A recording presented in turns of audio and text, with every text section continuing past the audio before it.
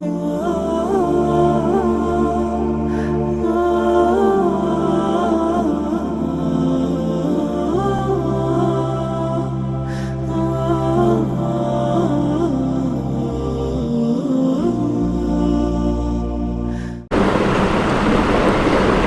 اللہ الرحمن الرحیم۔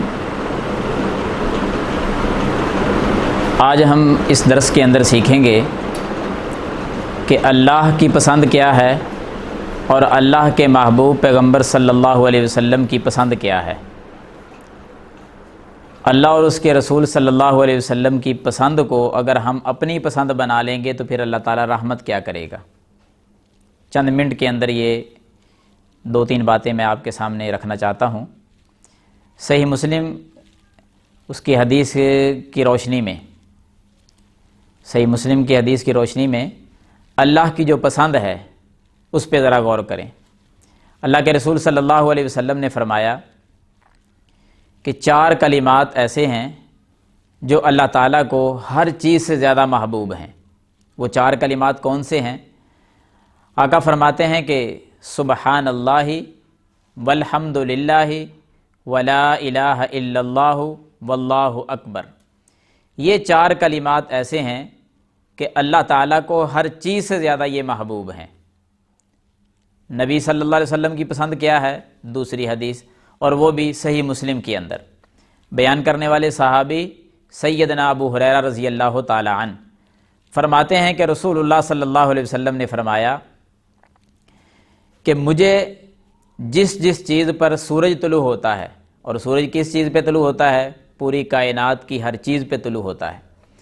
فرمایا جن چیزوں پہ سورج طلوع ہوتا ہے ان تمام چیزوں سے مجھے جو سب سے اچھی چیز لگتی ہے وہ مجھے یہ اچھی لگتی ہے کہ میں اپنی زبان سے 4 کلمات کو ادا کروں، سبحان اللہ والحمد للہ ولا الہ الا اللہ واللہ اکبر۔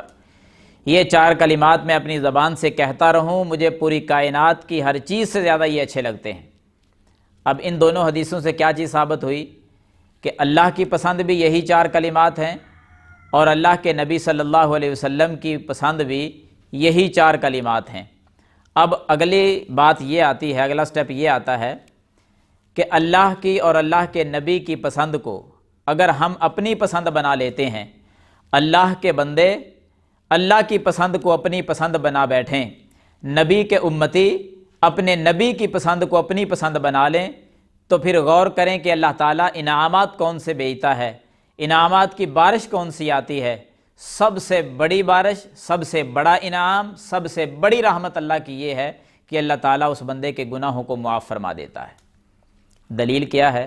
جامع ترمذی کے اندر سیدنا انس بن مالک رضی اللہ تعالیٰ عنہ فرماتے ہیں کہ نبی صلی اللہ علیہ وسلم ایک دن ایسے راستے میں نکلے، چلتے چلتے ایک درخت کے پاس پہنچے، اور وہ درخت بھی کیسا تھا؟ درخت خشک ہو چکا تھا، پتے سوکھ چکے تھے۔ نبی صلی اللہ علیہ وسلم نے اپنی لاٹھی پکڑی اور اس کی ایک ٹہنی پہ ماری۔ جب لاٹھی کی چوٹ ضرب اس ٹہنی پہ لگی تو آپ خود فیصلہ کریں کہ ان سوکھے ہوئے پتوں کا کیا بنا ہوگا۔ پتے سارے گر گئے۔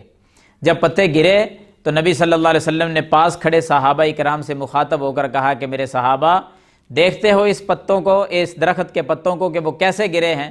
جی یا رسول اللہ صلی اللہ علیہ وسلم دیکھ رہے ہیں۔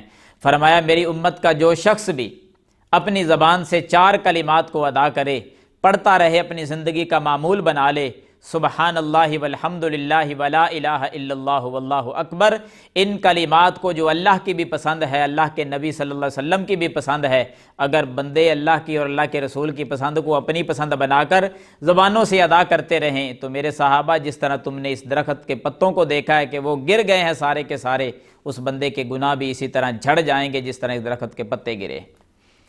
اللہ سے دعا کرتے ہیں کہ اللہ تعالیٰ مجھے اور آپ کو ان کلمات کو اپنی زندگی کا اور اپنے اذکار اور وظائف کا حصہ بنانے کی توفیق عطا فرمائے۔ آمین یا رب العالمین۔